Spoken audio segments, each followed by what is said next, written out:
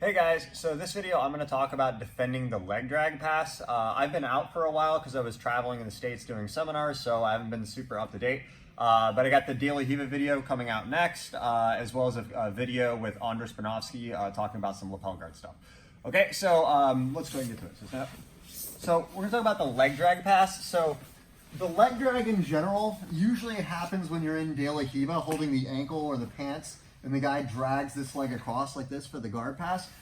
It's a very broad term. Sometimes like you're here and people will just say anytime the guy pulls it across. For me, a leg drag is when the guy's cross gripping with this arm to pull it across, because that's kind of like an arm drag, right? So it can be confused with the Toreando, but that's what we're thinking about.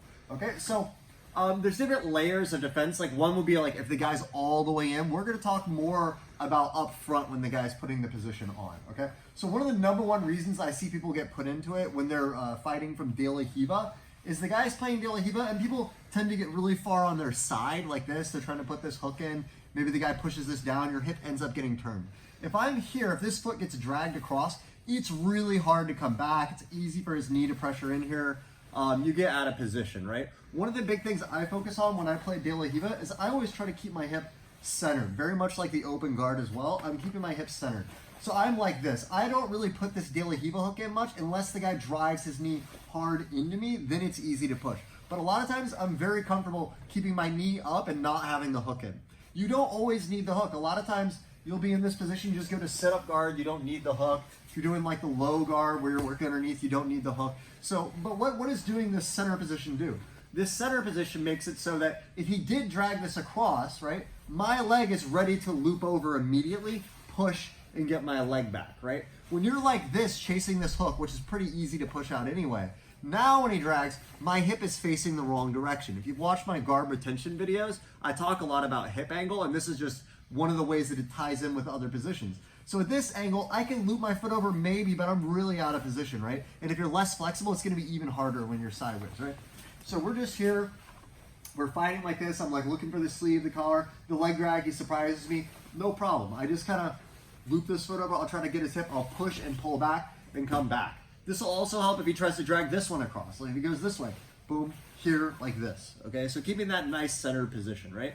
Again, you'll see this, like if I'm just in my open guard and the guy tries to throw me that way, again, I'm always trying to stay centered. If I get like this and the guy's just pushing here, I'm out of position.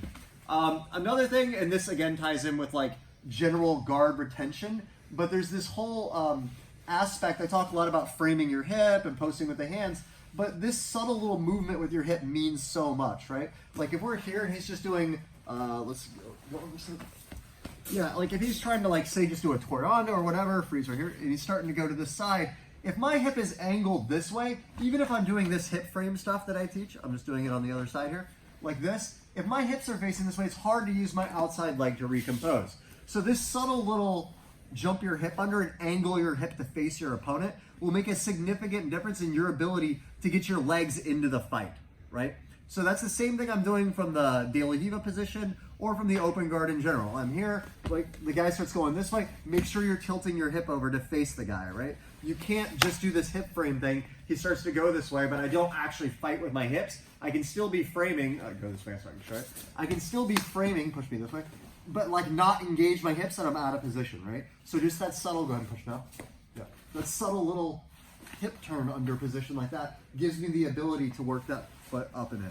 Okay guys, so again, that was just like a really short, easy thing that you can use, but it'll make a significant difference in your ability to defend the leg drag. Let me know if you guys are having problems with any other common pass positions that are coming up, and I'll make a future video on it. As I said, like I was traveling in the States for the last 2 weeks, so it was really tough to get like proper videos out. I update a lot on Instagram though, so if you guys feel like you want to see more content and I'm not uploading on YouTube at that time, follow me on Instagram at JohnThomasBJJ, because there's a lot of small details that'll come up when I'm teaching and stuff that you'll see in those kind of videos. Okay guys? And as always, if you guys like the content, the best way you can help to support the channel is share, comment, and like. Thanks a lot.